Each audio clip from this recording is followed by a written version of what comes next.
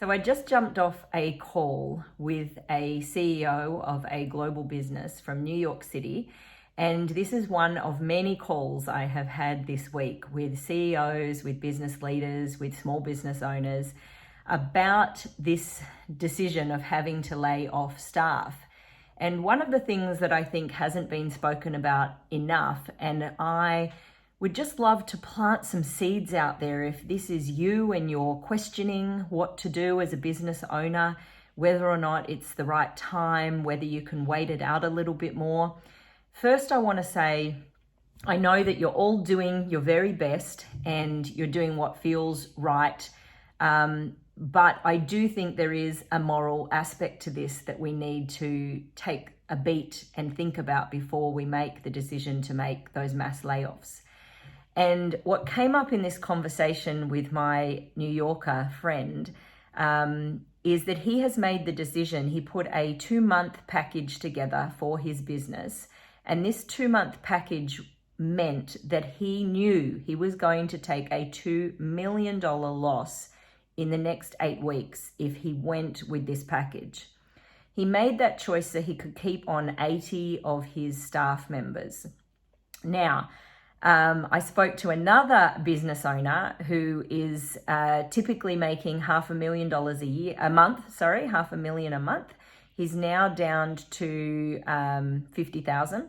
But with all his costs and overheads, he knew he was making around $250,000 a month.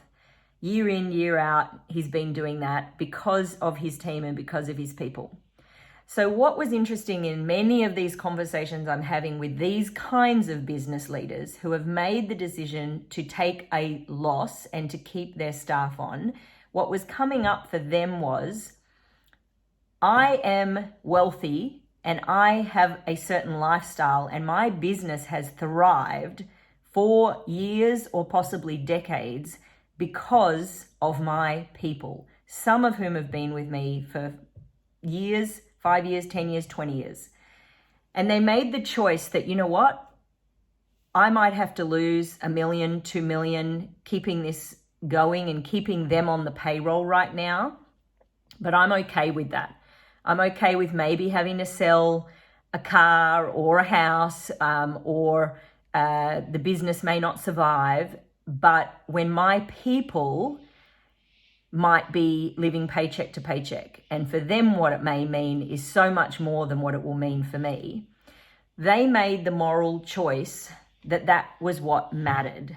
Now, this isn't going to be the choice that everyone makes, but I think that it's an interesting conversation as business leaders to be having, particularly when you're in the small business sector and where you have control as the leader, which isn't necessarily the same situation with really big organizations.